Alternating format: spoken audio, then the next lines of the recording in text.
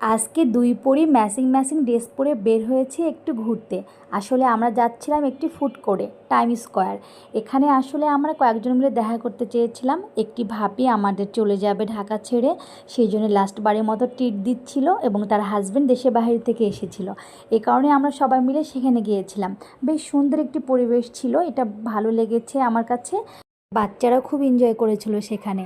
আমরা সবাই মিলে খুবই আড্ডা দিচ্ছিলাম, ছবি তুলছিলাম, সেলফি তুলছিলাম, অনেক মজা করছিলাম। তো জায়গাটা ওরকম করেই সাজানো হয়েছিল, বিভিন্ন রকম খাবার ছিল, তার সঙ্গে ছবি তোলার জন্য সুন্দর জায়গা ছিল।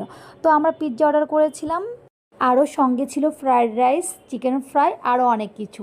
তো ওই জায়গাটা আমার কাছে ভালো লেগেছে। আমাদের সঙ্গে ছিল আন্টি, মানে আমাদের যে ভাবি ট্রিট দিচ্ছে তার আম্মা, আরও ছিল দুইটা ভাবি, আরও বাচ্চারা। তো এখানে খাবার পরিবেশটা সুন্দর ছিল এবং খাবারের কোয়ান্টিটিটাও অনেক বেশি পরিমাণ ছিল। বাচ্চারা খুব বেশি খেতে পারেনি, আমরা পরে পার্সেল করে বাসায় নিয়ে চলে এসেছি। কারণ অনেক বেশি খাবার অর্ডার দেওয়ার কারণে বাচ্চাদের যেগুলো সেগুলো বাচ্চারা শেষ করতে পারেনি, আমরা তাদের জন্য বাসায় নিয়ে চলে এসেছি। তারপরে খাওয়া দাওয়া শেষ করে কিছুক্ষণ ছবি টবি উঠিয়ে আমরা ওখান থেকে চলে আসি। পরে দুইটা সেখান থেকে নতুন কিছু বেলুন নিয়ে খুব খুশি, বেলুনগুলো হাতে নিয়ে বাসার দিকে চলে আসছিলাম।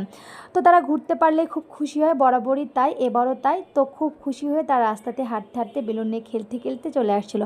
তো দেখা হবে নতুন কোনো ব্লগে, সে পর্যন্ত ভালো থাকবেন। আল্লাহ হাফেজ।